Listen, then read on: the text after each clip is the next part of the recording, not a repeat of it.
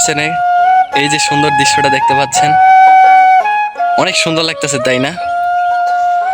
Hello, আসসালামু আলাইকুম guys, সবাই কেমন আছো? আশা করি সবাই ভালো আছো। এটা আমার ভিলেজ লাইফ ব্লগের ফার্স্ট পার্ট, সবাইকে সম্পূর্ণ দেখার অনুরোধ রইল। আজকে আমি আসছি আমাদের বিলে ঘুরতে। তো এখানে গতকাল রাতে প্রচুর বৃষ্টি হয়েছে, বৃষ্টি হওয়ার কারণে আশেপাশে অনেকটা পানি জমে গেছে, দাঁড়াও দেখাচ্ছি। এই যে পানি হয়ে গেছে, আমি পানির মাঝখানে হাঁটতেছি, ভালোই লাগতেছে। গতকাল প্রচুর বৃষ্টি মেঘ হয়েছে, আজকে তেমন দিনটা মেঘ নাই, প্রচুর রোদ আকাশে, আকাশটা নীল, খুব সুন্দর। এই যে আমার পিছনে নিচে উপরে দেখতে পাচ্ছ, এটা আমাদের বিল। এই যে আমাদের বাড়ি ওই দিকে পিছনে। আমি আজকে চলে আসলাম আমাদের এই জায়গায় বিলের মাঝখানে। এই দেখো কত সুন্দর দৃশ্য, এই দৃশ্য শুধু গ্রাম অঞ্চলেই দেখা যায়। মাঠে গরু ঘাস খাচ্ছে, আকাশে কত সুন্দর মেঘ। চলো আর আমরা সামনে যাই। আসলে এত সুন্দর দৃশ্য শুধুমাত্র গ্রামেই দেখা যায়। আমরা যারা শহরে থাকি, মানে আমি থাকি না, আপনারা আমার ভিউয়ার্স অনেকে শহরে আছে, যারা শহরে থাকি তারা অনেকে কমেন্ট করে যে গ্রাম অঞ্চলটা ঘুরে ঘুরে দেখাতে, তাই আমি এই ভিলেজ লাইফ ব্লগের সিজনটা শুরু করছি। অবশ্য আমি যে জায়গা দিয়ে যাইতেছি ওই জায়গায় রাস্তাটা খুবই টুইয়া, যেহেতু ঘাসে বড় দ্বারা দেখাচ্ছি। এখন সামনে এটা কি সাপ মনে হয় নাকি? হ্যাঁ সাপ, অনেক মোটা সাপ, সামনে আর যাওয়া যাবে না। এইদিকে অ্যাভেলেবেল সাপ দেখা যায়, ওইটা বেশি ভয়ঙ্কর কিছু কথা না, আমরা প্রায় সময় দেখি। আমি যেহেতু গ্রামের ছেলে, ঘাস কাটি, বিভিন্ন জায়গায় ঘাস কাটি, বিলে যাই, নিজের ঘাসের জমি আছে ওই জায়গাতে কাটি, গরুর জন্য ঘাস কাটতেই হয়, ওইটা আমাদের জন্য ব্যাপার না। কিন্তু ওই জায়গায় অনেক বড় সাপ, আমি একা, হাতে লাঠি নাই, কিছু করতে পারবো না, উল্টে এসে ছবল দিলে আবার সমস্যা। এই দিক দিয়ে আর যাইতে পারলাম না, তাই এই দিক দিয়ে ঘুরে ঘুরে যাচ্ছি। এই দিক দিয়েও ভয় লাগতেছে, সাপ আছে কিনা এই জায়গায়, ঘাস কে জানি কাটছে।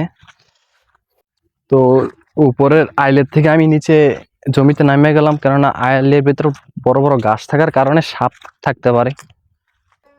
অনেক সুন্দর পরিবেশটা, আজকের দিনটা অনেক সুন্দর। অবশ্য পিছনে আকাশ কত সুন্দর, যাইতেছে উঁচা জমির থেকে নিচে জমিতে। এখান দিয়ে কিন্তু অনেক সময় মাছ পাওয়া যায়, আমরা যখন যাই এদিকে হাঁটি তখন অনেক সময় মাছ দেখতে পাই, যেমন কই মাছ, শিং মাছ, এগুলো দেখা যায় বেশিরভাগ। ওই যে ওইদিকে আবার একটা খাল আছে, ওই খালের ভিতরে আমরা অনেক সময় মাছ ধরি। চলো আজকে ওই দিকে যাই।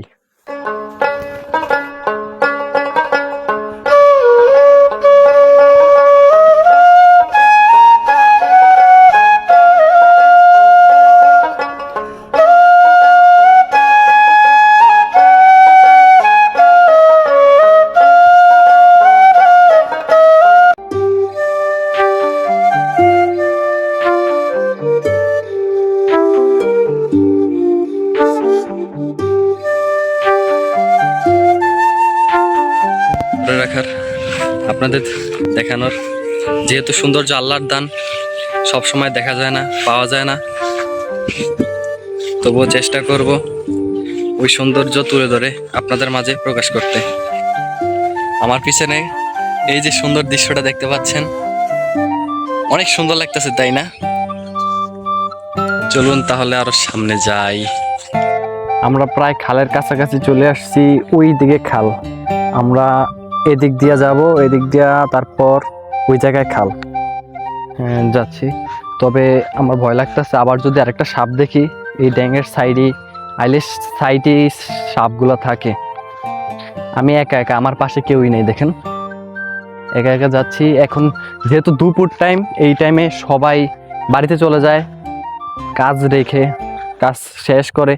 এখন অবশ্য কোনো কাজ নাই, কেননা এই যে আমার চারপাশে যত জমি দেখতে পাচ্ছেন সবগুলাতে আপনার ধান চাষ করা হয়। এই যে আমার পিছনে বিরাট ধান চাষ করা, ওই যে ওই জায়গায় খেরের স্তূপ দেখা যাচ্ছে, আবার ওই দিকে পিছনে আছে আরো। এগুলা সব ধান নেওয়া শেষ, তাই খড়গুলো শুকিয়ে রাখছে। কিন্তু এখন বৃষ্টির সিজন, যেহেতু বৃষ্টি চলে আসছে, বৃষ্টিতে পানি দিয়ে তলায় গেছে, আর কিছুদিন পরে আরো অনেক পানি হয়ে যাবে। এখানে অনেক পানি, আর পানি প্রচুর গরম, প্রচন্ড রোদের তাপের কারণে পানি প্রচুর গরম হয়ে আছে। চলুন খালের পাশে চলে আসছি। খাল এখনো তো বর্ষা পুরোপুরি হয় নাই, তাই খালের পানি কম, এখন খাল কচুরি পানা দিয়ে ভরে আছে। চলুন খালের কাছে যাই, প্রায় এসেই গেছি, আর একটু সামনে। এই যে সামনে খাল, খালের কাছে চলে আসছি। এখানে একবার একটা সাঁকো আছে, সাঁকো দিয়ে এই পারতে ওই পার যায়, ওই পারতে এই পার আসে লোকজন। ওই পাশেও কিন্তু অনেক জমি জমা আছে, ওইগুলো তো ধান চাষ করে।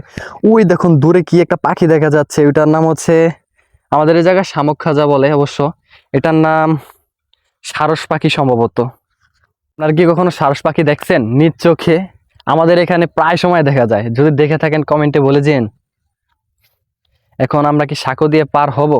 পার হতে তো সম্ভব না, যেহেতু এই জায়গায় অনেক পানি, পানি না কাদা দিয়ে ভরে আছে। আমাদের খালের ভিতরে প্রচুর কাদা, অনেক বছর ধরে খালটা খনন করা হয় না। এই যে খালের অবস্থা, খালের সাঁকোর ধরে ধরে পার হওয়ার জায়গা জিনিসটা আছে, বাট সাঁকো এই জায়গায়, এই যে লাকড়ি দিছে যেটা, এটা দেখাই যাচ্ছে না, এটা দিয়ে এখন পার হওয়া সম্ভব না। যাই হোক, একটু ওই দিকটা আমরা সামনে যাই, ওই দিকে সামনে যাই।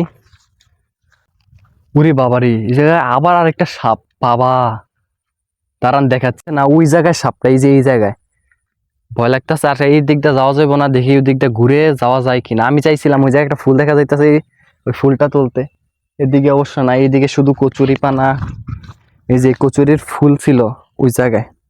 এত সুন্দর ভিউ, আপনারা কখনো আমাদের এখানে ঘুরতে আসলে দেখতে পারবেন অবশ্য। আমাদের চাঁদপুরে কিন্তু অনেকগুলো পর্যটক কেন্দ্র আছে, আপনারা যদি কমেন্ট করেন ওই জায়গায় গিয়ে ভিডিও বানাবো।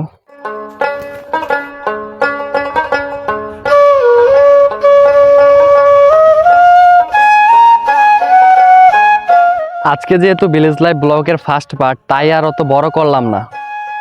ইনশাল্লাহ আগামীতে আরো সুন্দর কোনো জায়গায়, সুন্দর কোনো ভালো ভিডিও নিয়ে আপনাদের সামনে হাজির হব। আর আজকের জন্য এতটুকুই, টাটা।